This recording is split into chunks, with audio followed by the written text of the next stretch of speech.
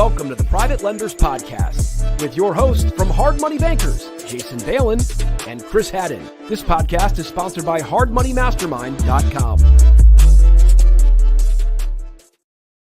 Hey everyone, thanks for checking out the show. Chris and Jason here. Today we're talking about scaling. So in general, scaling a business is what you want, right? It's what needs to happen from startup phase and into being a mature company and beyond that. But there's right and wrong ways to scale. And one of the things we want to emphasize is that in our niche, scaling a business means putting more capital at risk, right? It's not like, we're selling widgets online, like real capital into real deals that need to be underwritten, managed properly, all of that stuff too. So we're going to talk about some of the things that we have experienced scaling our company at the beginning, also currently, and we're also going to touch on a bit about some Inner Circle members and what the rapid growth we've seen from them and some of the things that if anybody finds herself in that situation, it's awesome. Congrats. And we're going to give you a few things to be careful about.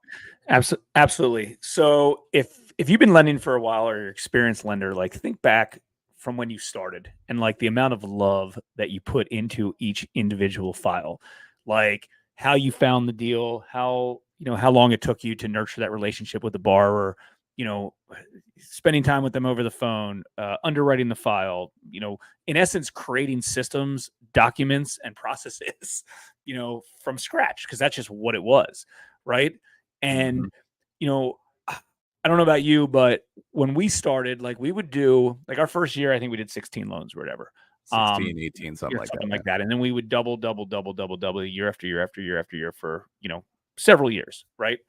And I mean, we were very, very overwhelmed doing like 2 deals a month, 1.5 to 2 deals a month. Like we were overwhelmed. It was like, man, I don't know how we could do 20 deals a month or 5 deals or whatever, 5 deals, 10 deals.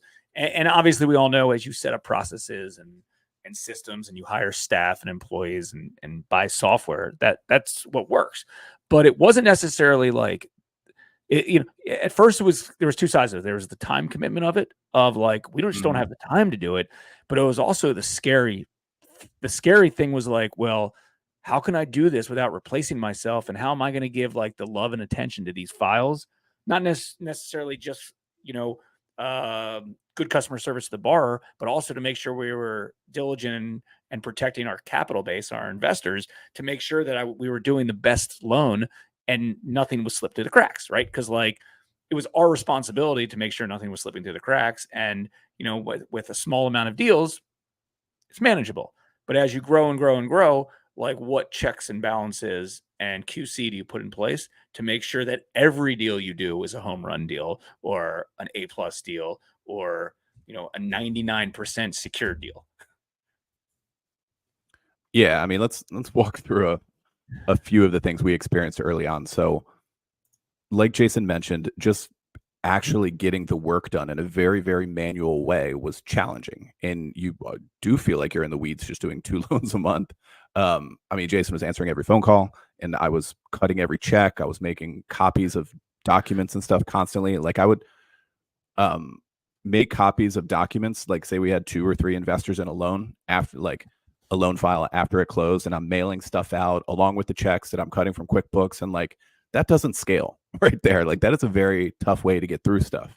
On the underwriting side, mind you, our first full year in business was 2008 when there was very little capital in the market. So we had tons of leads, tons of opportunities, and we were super scared of the market, of the loans we were doing, of putting the little bit of investor capital that we had at risk. And so we did very conservative loans, and we still do to this day. But when you see yourself having all these opportunities, like it's normal to think like, oh, am I being smart here? Are we controlling what's going on? Are we doing the right thing? Right. Yeah. And is it too good to be true? Like, is it too good to be true? It's like, wow, why do I have all these great opportunities? Like you second guess yourself. For sure. And then things move on and you get some software in place and you get, maybe an admin or an accountant and you're growing a little bit more. And so, yeah, like we went double a few years in a row.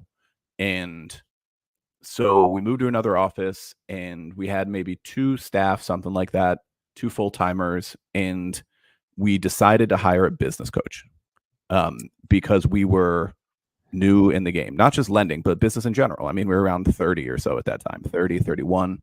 And we had this growing operation of people, capital, money, and we wanted to manage it all and grow it very responsibly. So we brought on a business coach. We worked with him for 3 years straight, each one of us individually. And he is a very experienced guy. Like, he's owned his own companies. He's worked in corporate stuff. He's an MBA. Like, we wanted some of that,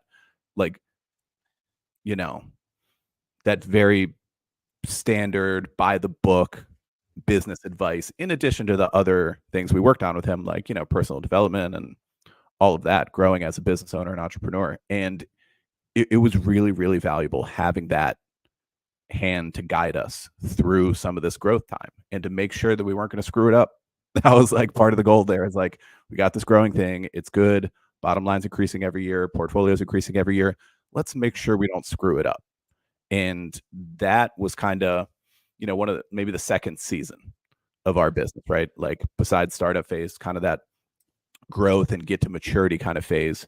Thankfully, we handled it pretty well. Obviously, we made mistakes along the way, and we learned a lot of stuff and really built our company into a machine that could grow responsibly, right?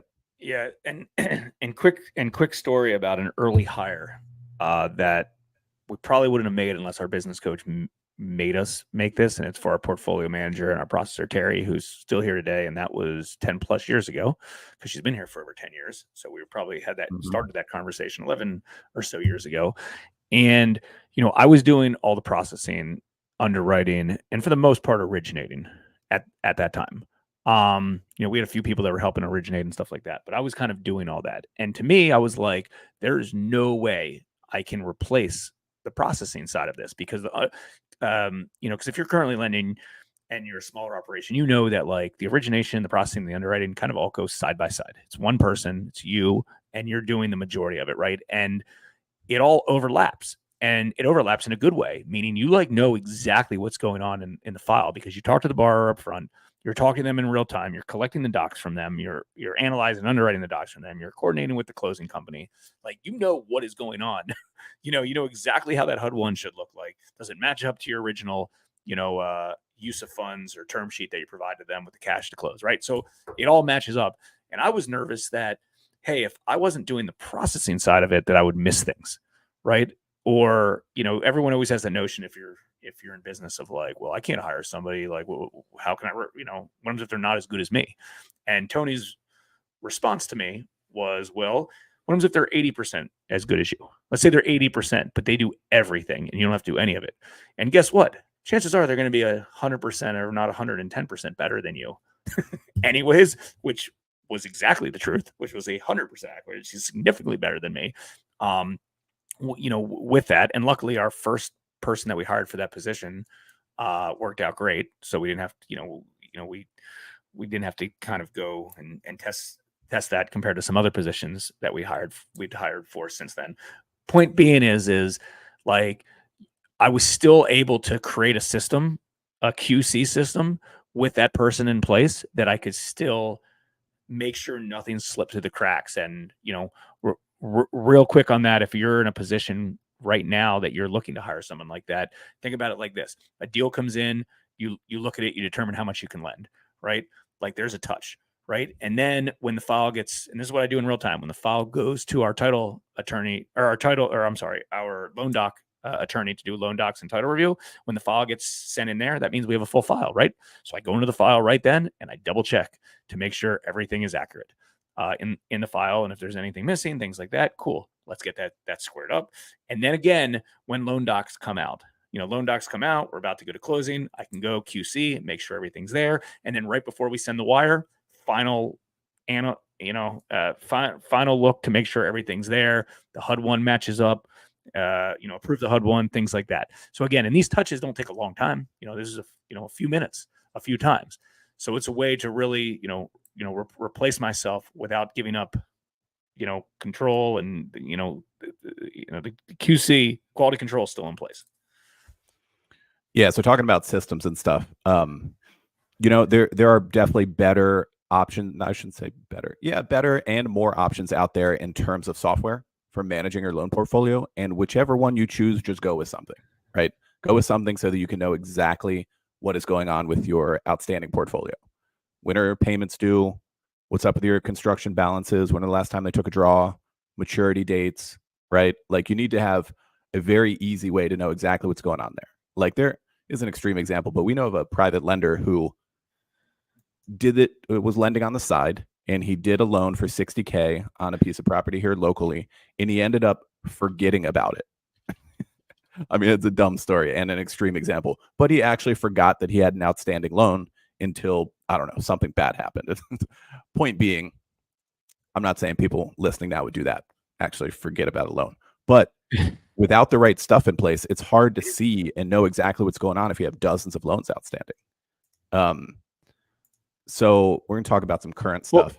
Well, there's a lot of examples like that. Like you have to grow into your systems and processes. Like, you know, having the right systems and processes as you have a built up company is just as important of, you know, you building everything kind of at the beginning. I know too many lenders that want to jump into this space. Oh, I want to hire this person. I want to hire this person. I just want to be the CEO. And it's like, well, you don't even know what the CEO does in a hard money lending company yet.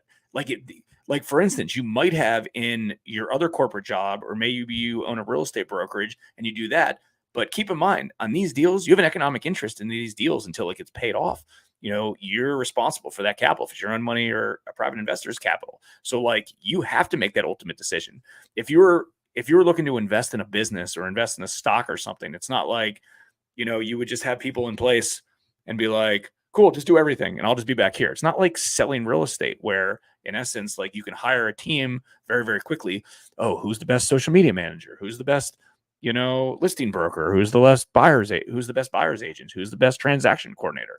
I'm not saying you can't get to that, but at the beginning, like most people in the mastermind group that we know, the principal, you know, the main person who's put up the capital or responsible for it is doing loan originations and talking to the borrower on the front end. And we firmly agree with that. I think that's extremely good. And eventually maybe you move from originator to like just underwriter. That's fine as well. That's great. But I think that's a very important role. And I hate to say it, but it kind of like doesn't go away. And I'm not saying it's not possible for it to never go away, but like, I feel like our size operation, I don't know if I could hire for that. I mean, there's so many. I mean, number one, that's something we're very interested in doing. So I like doing it, right? You're involved in every deal. But like when I say involved in every deal, that doesn't mean that I'm spending hours and hours and hours on deals. It's minutes and minutes and minutes, right? You can go analyze lots of deals. But I think that's just a high level role. And I think it's important to recognize the high level role compared to, other roles inside the operation, because it would be scary to scale and do more deals if I didn't even know what deals we were even doing. That would be super scary if we didn't actually have our hands on the deals and be the final like approval on it. And, you know, I think about that sometimes as we've been seeing over the past few years of running the inner circle, seeing the lenders in the group doing some real growth, like 5 to 10 mil pretty quick, 10 to 20. Like we've seen this, and there's a number of examples inside that group of this. And we think like, all right, growing is good. We want to grow. That's the point. I hope everybody's keeping the loan amounts that they should be doing, the LTVs in a safe place, that they're not going in too heavy with any one borrower, for example, like, having a dozen loans outstanding with one borrower because, they have a hiccup, one problem, you have 12. Stuff like that, right? Stuff like that we think about related to the group and also related to our current company. Like we've been doing this for a long time now. Our team's in place, our system's in place, and still, like, what do you think when we have a big month? What's your first thought? Because you say this a lot. I get scared that we're too loose, and we end up wanting to be more conservative again and do lower quotes. Maybe this borrower, we need to be even higher quality borrower. When we have big months, and a lot of them are just anomalies, but like when we have big months, we get scared and cautious, and we start turning down a lot of deals. And we make sure it's like, okay, like even if there's no rhyme or reason, right? It's one of those things that we're like, hey, let's just make sure that we're not being too aggressive out there. And the goal is Yeah. for everyone to do more deals. Like we shouldn't be scared about doing more deals. We just have to be cautious and making sure. And I think, and keep in mind, if someone's at $5 or $10 million in loan production a year or portfolio size, like they could still double in a year or 2 years, right? Like that's still, Sure. you're still at a growth phase. So there's nothing wrong with that. The point being is, hey, well, maybe now's the time, instead of having the borrower put 10 or 20% down, maybe they put 20 or 30% down or whatever. I mean, I always,